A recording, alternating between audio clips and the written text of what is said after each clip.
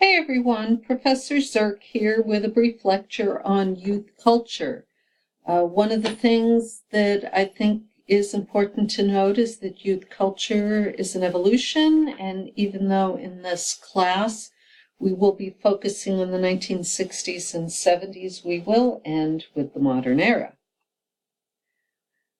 In order to understand the youth culture explosion of the 1960s and 70s, we need to focus on two topics, I think, demographics and dissatisfaction. Demographics. The baby boomers are the post-World War II generation born between 1946 and 1964.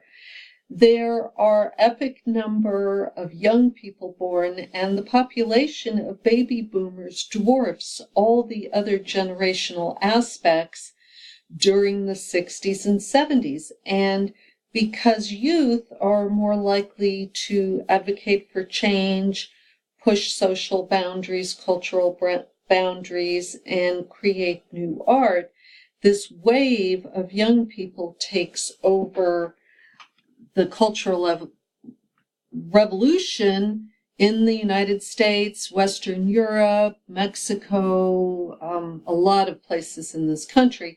We, of course, are focusing on the United States at this point, but there's a couple key things that are going on that contribute to the second half of this, the idea of dissatisfaction.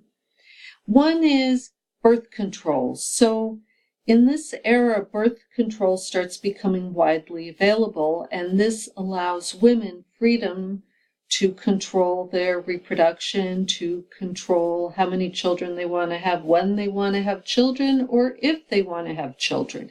And this gives women a lot of opportunities that they may not have had in past generations.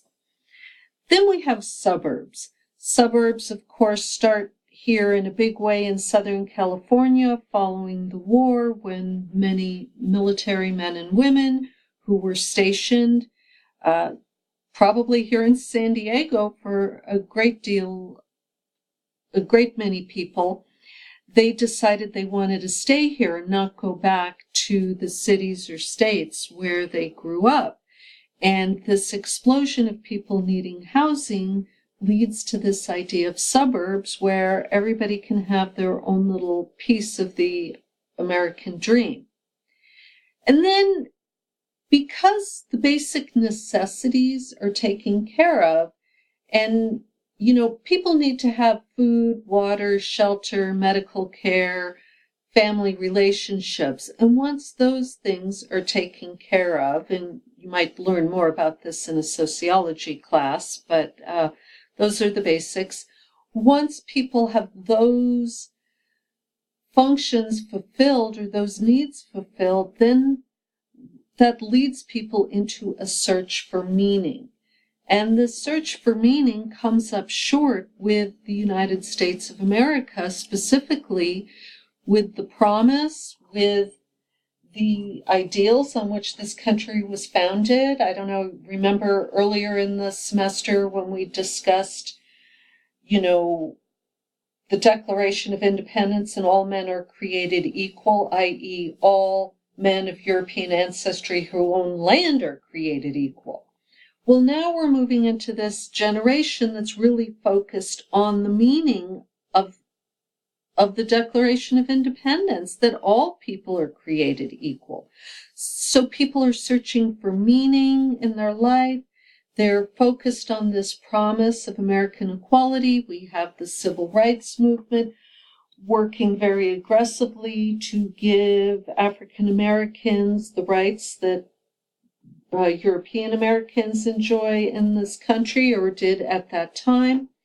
And then we also have a period of rapid technical and cultural changes. Remember, 1969 is the first year we put a person on the moon. That person happened to be a man, but that was the first time that happened. We had the computer revolution starting to take off. We had rapid advancements in medical care and in technology to share music. I don't know if any of you are aware, but there were records, and then cassette tapes and 8-tracks came along and made it easy for people to record their own music in their home and copy it and share it with friends. And then at the end of this, we're going to talk a little bit about the millennials and how we're moving into a new sort of explosion of young people, which at this point has grown larger than the generation of the baby boomers. So millennials, the world is yours. One of the big characteristics of the youth culture of the 1960s and 70s was this emphasis on marginal and oppositional culture. A lot of people felt that those living on the fringes of society had ideas that could be useful to society as a whole. There was opposition to the war in Vietnam, the opposition was increasing throughout the 1960s into the early 1970s. We had this idea that the people could make decisions for themselves. In other words, if the people lead, the leaders will follow. As I mentioned earlier, we had marginalized groups such as African Americans demanding their rightful place in mainstream culture, demanding things like the right to vote, the right to send their kids to whatever school was the best school in their area. We had the idea of desegregation of public schools, that depending on which part of the country that you lived in was either done slowly or by federal government forcing desegregation, which is what you hear the most about if you look in the history books. And then there was this idea of experimentation, this idea that your parents or the politicians or the business owners didn't always know the best way to do things, and people were just going to try it out and see what worked. And I mention experimentation because not everything worked. Remember, when you're doing a science experiment, if it truly is an experiment, something that has never been done before, you are not always successful. So with this youth culture comes a high degree of experimentation. Some aspects of the ideas that people brought forth have kind of fallen aside, but a lot of ideas are part of mainstream culture in 2018. And then we have the idea of rebellion and bottom-up ideas, which is young people are going to create the world the way they want it to exist, no matter what other people say. And of course, there's the mainstream reactions, right? When somebody is challenging the status quo doesn't like that. There's a number of things that happen. One is resistance. People didn't want to change. People had been doing things the way they've been doing it for 30 or 40 years, and they didn't feel the need to include people of color, include women, and there was a lot of resistance to that. Other ways that the mainstream reacted is by dismissing people, by dismissing the youth culture movement as short-lived, as not important, as not changing the culture of the United States. Then there's systemic barriers that were in place.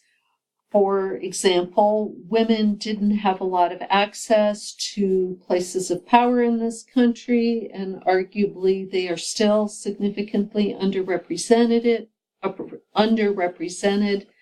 People of color didn't have equal opportunity in the workforce. There were very few elected officials who represented African Americans, Mexican Americans, and other cultural groups that weren't part of the power structure.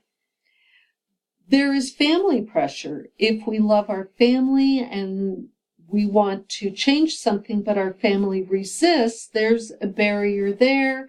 that may dissuade you from changing or from changing too much. And then the religious traditions, which tend to not want change. Most established religious traditions have power and some degree of wealth, and opening the traditions to changes such as women ministers or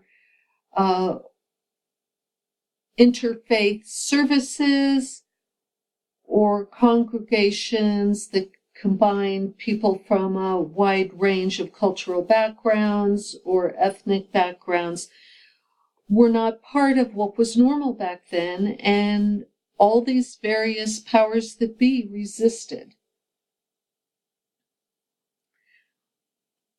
So in the evolution of youth culture, we have to understand that this youth culture was not just a facet of the 1960s and 70s. That was a very big moment in time because of the demographics that the youth, the people in their late teens to through their 20s, were the largest part of the population.